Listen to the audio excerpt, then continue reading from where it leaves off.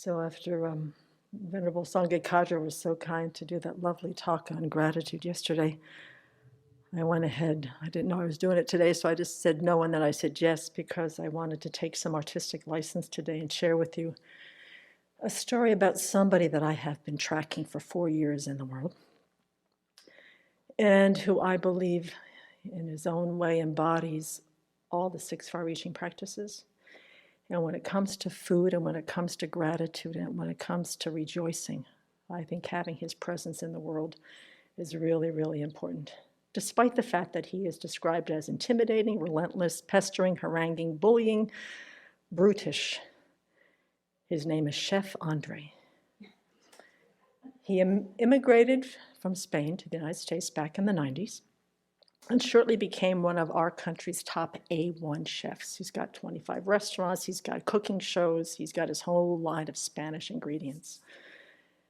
And he ended up landing in Washington, D.C., worked his way up to be an incredible chef at these very, very fancy schmancy restaurants. And in the early 1990s, he volunteered at a place in D.C. called Central Kitchen. It's a nonprofit with a radical model of taking food that's getting thrown away, hiring people who need jobs like ex-cons and ex-addicts, and training them how to make meals for the homeless. It was founded by a nightclub owner, Robert Egger, and they prided themselves on this punk rock, seat-of-the-pants culture that underneath it had a very, very profound philosophy, that the charity should be about the liberation of the receiver, the person who was hungry, and not the redemption of the giver, the person who was giving. And he was totally impacted by this stint that he did with this as a volunteer, as he's going up the glamour of being a chef in the world. So in January 2010, Andre went to this fancy food festival at Cayman Islands, just as Haiti was having that 7.0 earthquake that pretty much leveled it, killed 160,000 people. And he was shocked by the devastation, but what even startled him more, that while most of the medical operations were guided by doctors and nurses and medical experts, the rebuilding of the country was led by architects and carpenters. The food aid was under the direction of bureaucrats who didn't know what the heck they were doing. There was nothing based on any kind of expertise. And from that year, World Central Kitchen was born. Over the next 7 years, Andre and his WCK showed up everywhere. They went to Haiti. They set up bakeries run out of orphanages. They fed people in Hurricane Sandy. He battled with Houston officials who refused to allow his teams to use these big convection-centric kitchens after Hurricane Harvey because of paper issues, bureaucratic issues.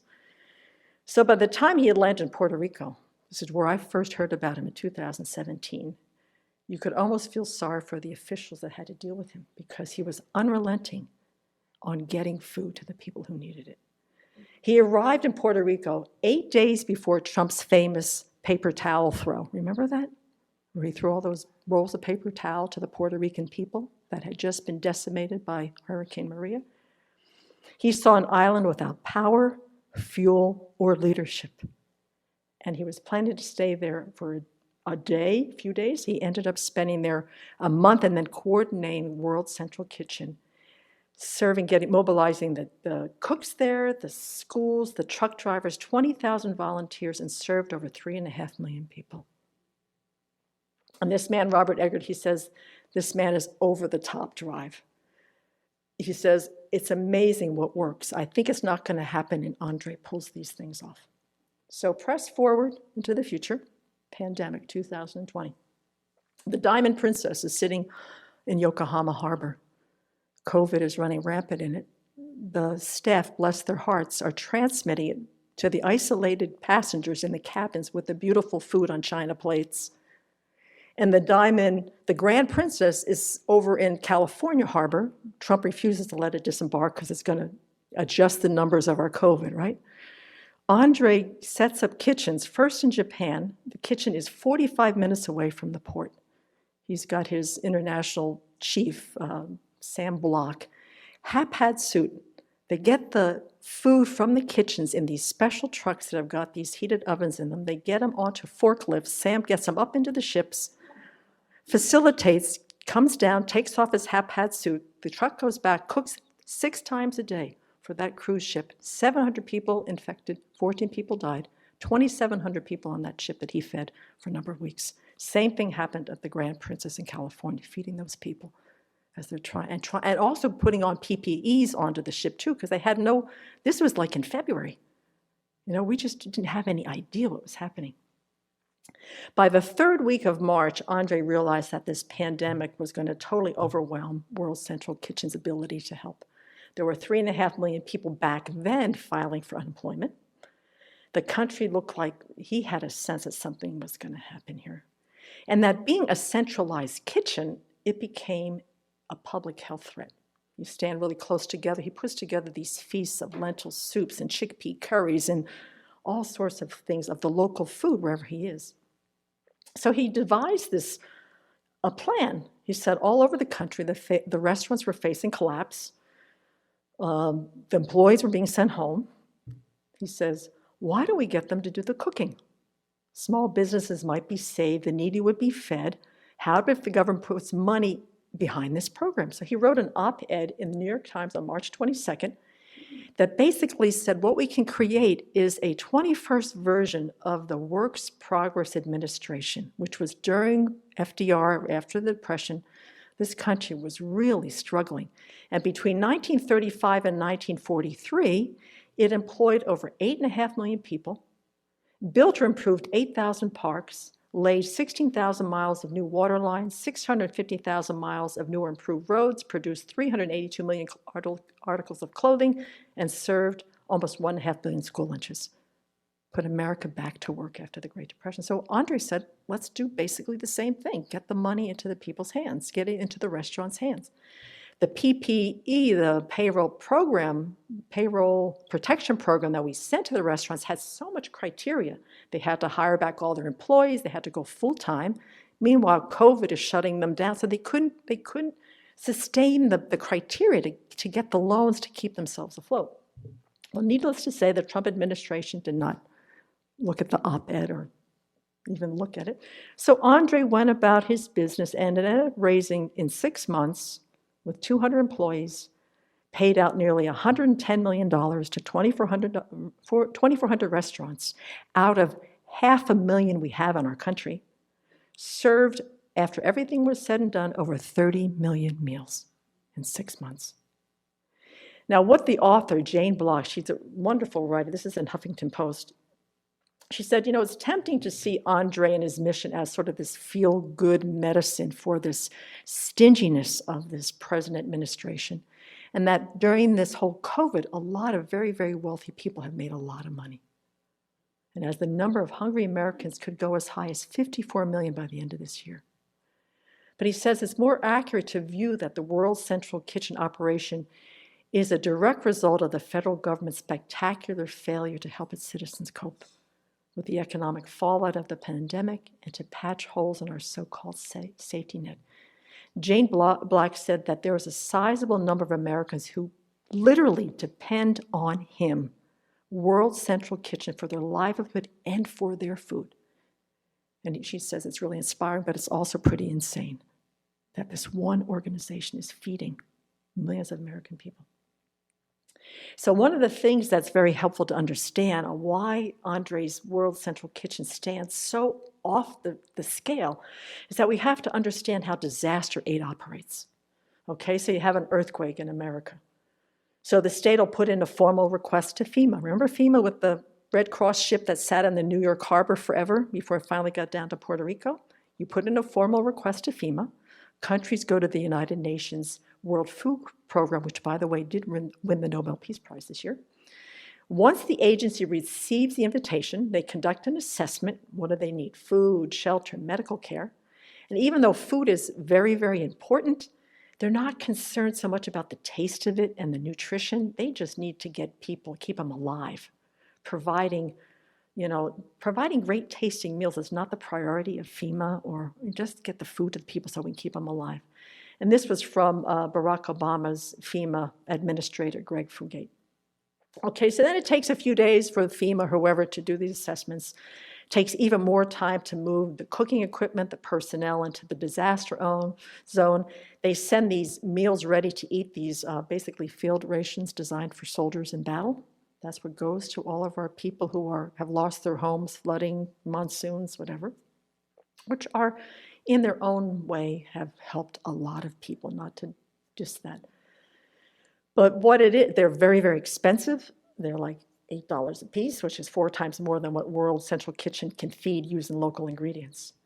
So there's this whole system, this big system that goes through this assessment, taking days and days, weeks and weeks. People, no food, no potable water, no electricity, no hygiene. In contrast, World Central Kitchen makes use of the resources on the ground instead of importing them. So they'll go find the empty restaurants, they'll go find the commercial kitchens, they'll go buy all the food in the freezers, they'll employ the staffs from the places to cook them and to deliver the food. So immediately, WCK is putting the economy back together. They're supplying grants for fishermen, for farmers. So the little kicker that's very interesting is that engaging local resources for these large agencies like FEMA and Red Cross and stuff, where they have a lot less control, they really shy away from them. Because in the aftermath of any disaster, roads are gone, communications are destroyed, who knows where the good water is. They don't know what kitchens to use, whether they're going to find anybody to even drive a truck. So Obama's FEMA chief says, put it like this: the federal government operates not from what needs to be done, but how do we not screw up?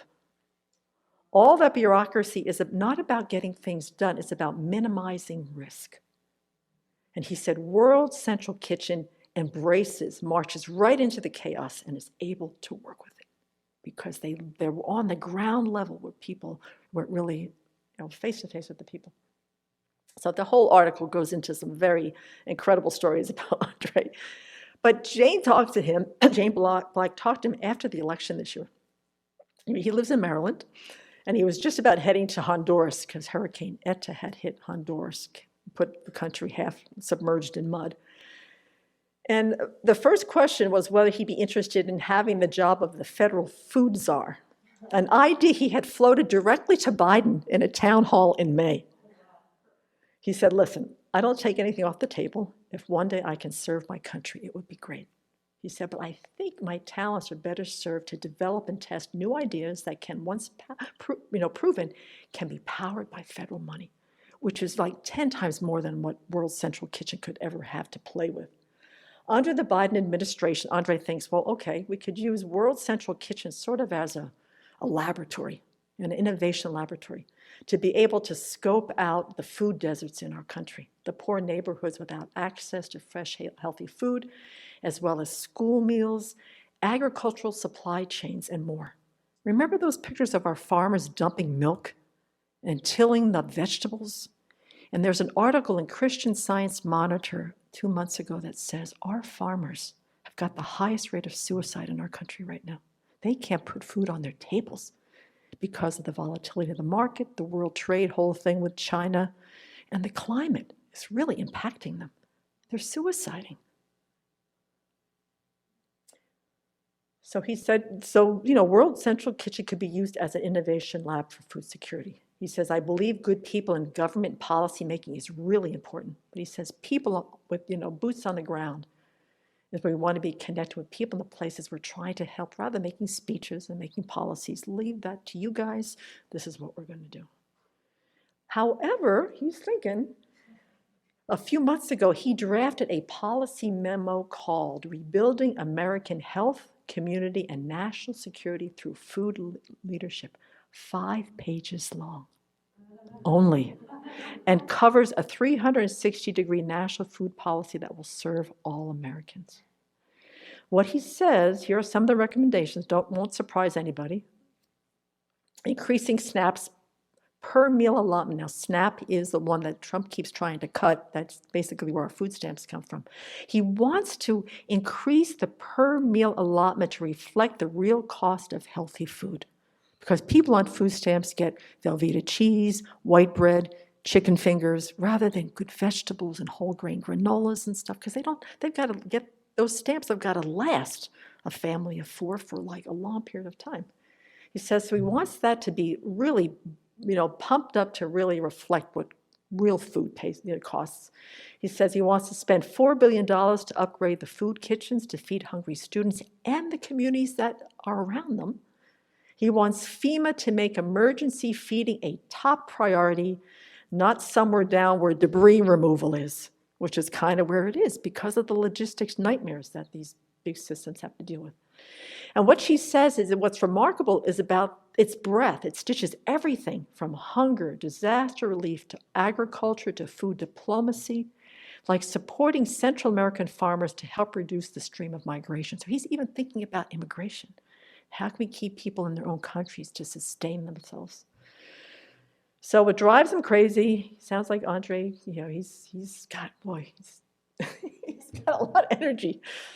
He says, is the way bureaucrats define progress.